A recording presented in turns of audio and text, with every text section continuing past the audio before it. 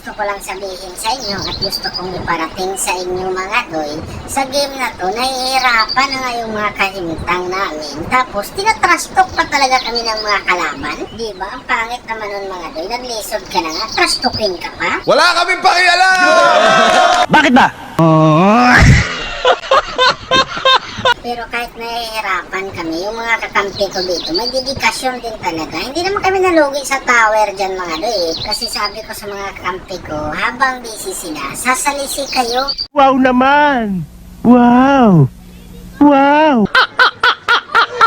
Tapos gusto nang ipaint ng istis dito kasi andito yung binidita.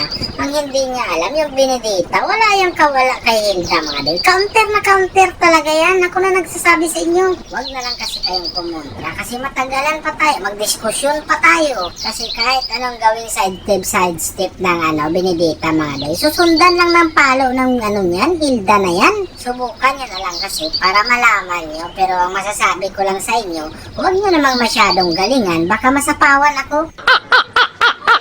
Tapos yung Edora dito, nagpupimilit. Ayaw talaga niyang ibigay yung Tori dito. Sa tingin mo doon, may mga gagawa ka dyan? Bakit hindi ka kayang ipagtanggol ang Tori nyo? Magtarong ka kasi sa decision making mo para hindi ka madaot. Sa puntong to, nakikita ko na naman yung binidita, kaya hinabol ko siya dito mga doy. Kita nyo, dumalagan siya sa akin. Humadlo kasi yun, counter nga ni. Kaya pinabayaan ko na yung binidita na yun. Dito na ako mag-focus kay istis mga doy. Isa din kasi itong napaka-trash talker na itong unggoy na to eh. Paano yan? Wala kang mahihilan dyan. Ikaw lang, sarili mo na lang ihil mo. Ang tanong, makasugakod ka ba talaga dito? Paano yan? Naubos na yung heal mo. Magbakasyon ka na pagka ganyan. Tapos dumating yung Edora, ang ginawa, nag-flicker lang din pala. Sus, Marisep. Kita mo, may gana pa talaga siyang mang trash talk. Napasabi pa talaga siya ditong no damage daw. Kung walang damage, bakit humiga ka dyan sa pagkakataon na yan? Bumangon ka dyan, tiwasin pa kita. Sa puntong to, sinabihan ko na yung MN namin dito na atakihin na yung malaking mananap. Kaso pumasok din yung mga kalaban mga doy. Wala na nga ni silang istis. Paano yan? Ba't pa kasi kayo pumasok dito?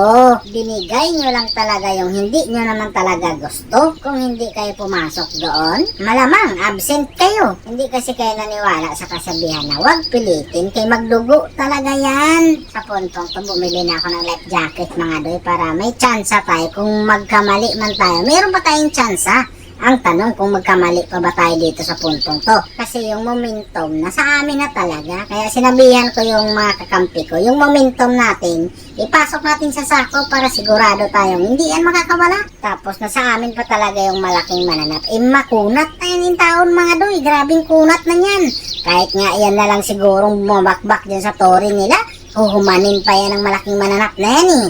Yan kasi, inuuna nyo kasi yung trash talk. Kaya dito, narinig ko na naman